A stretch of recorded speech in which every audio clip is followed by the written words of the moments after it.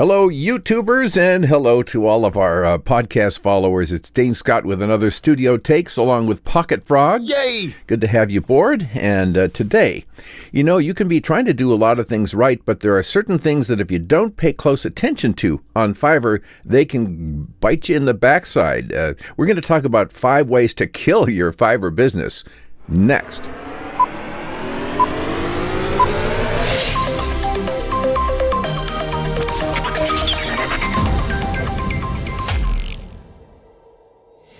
And since we're talking about Fiverr today, I'll mention the course that's online. It's the $75 Fiverr Gold course.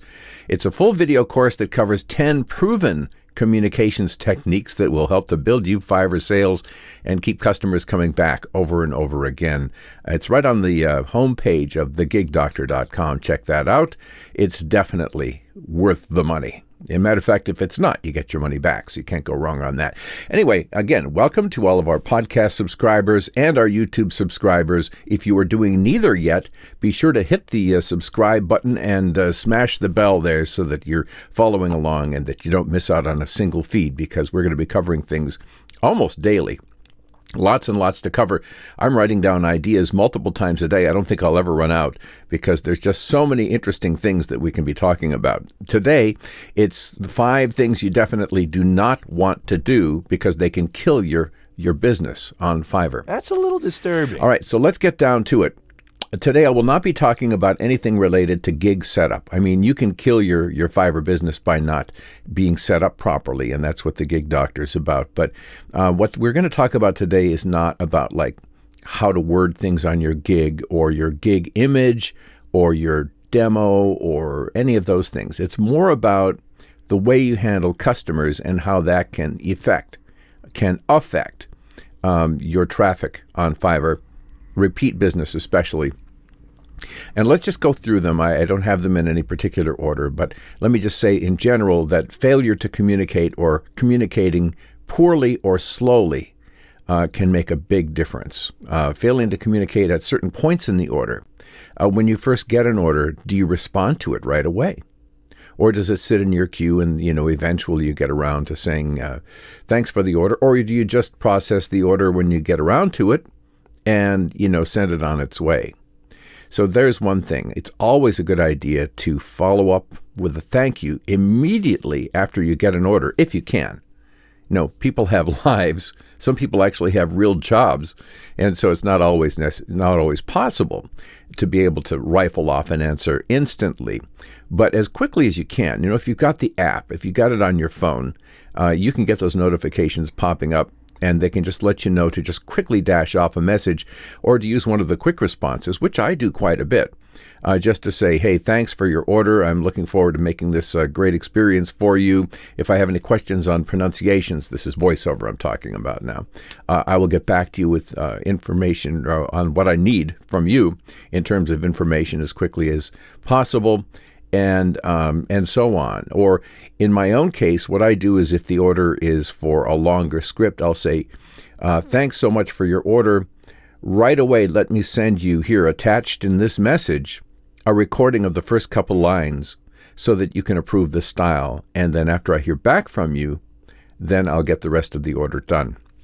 This not only helps to kind of firewall me against the possibility of having to redo a complete long script because of some issue over the style, but it makes a very good impression to the buyer because they're going, oh, wow. He actually took the effort, took the time to send me something first to make sure that it's going to be okay. But whatever you're saying, just make sure that you somehow confirm really early in the gig, yeah, I got it. Thanks so much. This is going to be great, and so forth. And, if you like, if it's going to be a process of a number of days to get this done, to give them a little progress report midway through, that's a good thing too. And then when you deliver, I think something said graciously along with the delivery is good.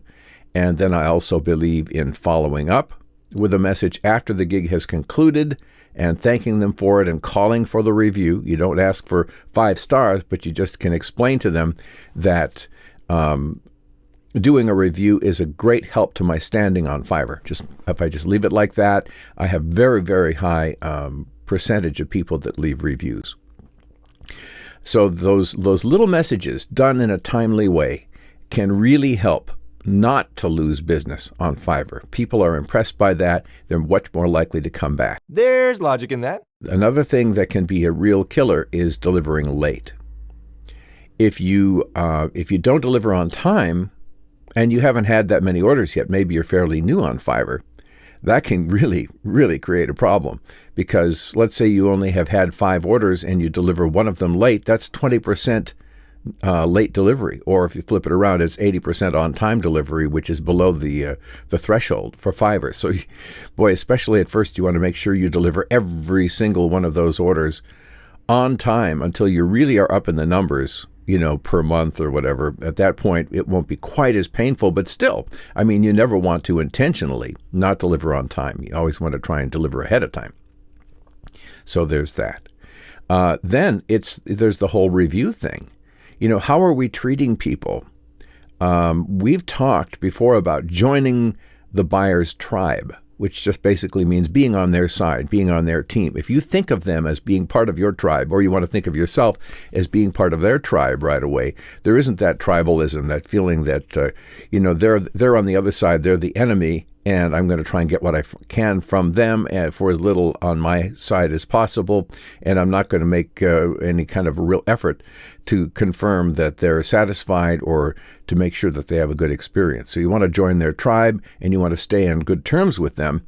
And that's just good. I think it's just from a moral standpoint that's good. But beyond that, it also is a benefit because they're far more likely at that point to leave a good review. If we start getting contentious with them, if we get a little bit kind of, get a little edge in our communication, if we start saying things that sound a little feisty, if we lose our temper and start getting snippy with them, there's a much better chance that they'll leave a bad review.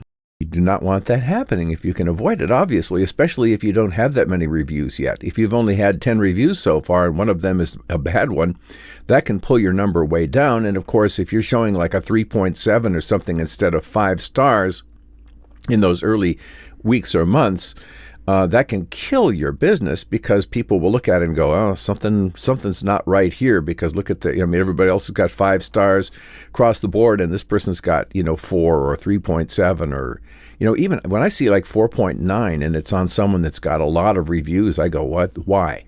Because generally people are pretty nice about reviews. Then there's another thing that almost nobody knows about, and that's the hidden reviews. Now, if you've ever placed an order on Fiverr, after the order is completed, you'll get this message that doesn't go to the seller. It just goes to you as the buyer.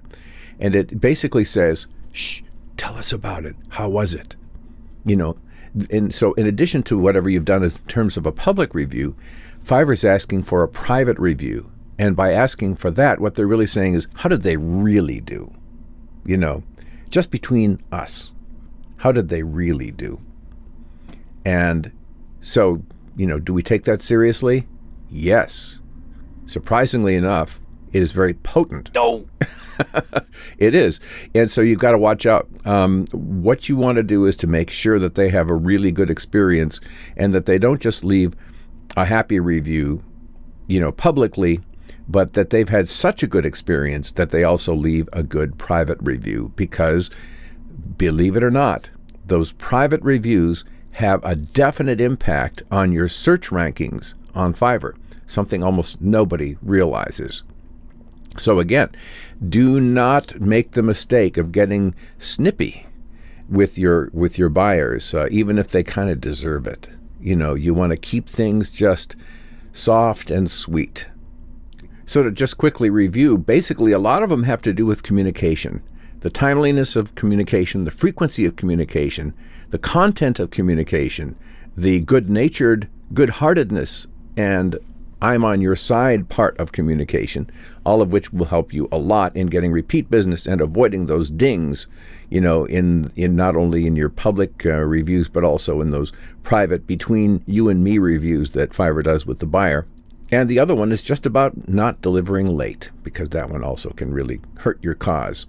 All right, that's it for today. Subscribe, please. In the comments, tell me about your own experiences on Fiverr and times when you've really made a big oops that has impacted you. Let's hear what you have to say on that. If you have not subscribed yet to the podcast or to the YouTube channel, please do subscribe. Give us 5 stars on the podcast.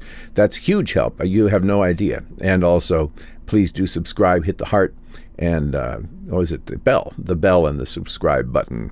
And we'll get you. Oh, another thing, by the way, I just joined Instagram. You know, I'm not Mr. Social Media as much as you might think. And so I'm just kind of still feeling out some of these things. But just joined Instagram, so if we have a chance to connect over there, that would be great too. All right, catch you next time. Thanks for listening to Studio Takes. You give me a call. Hello. Hello. Hello, I think. Hello, cutie pie. Until I heard the voice, I'd never done a crazy thing in my whole life. Goodbye.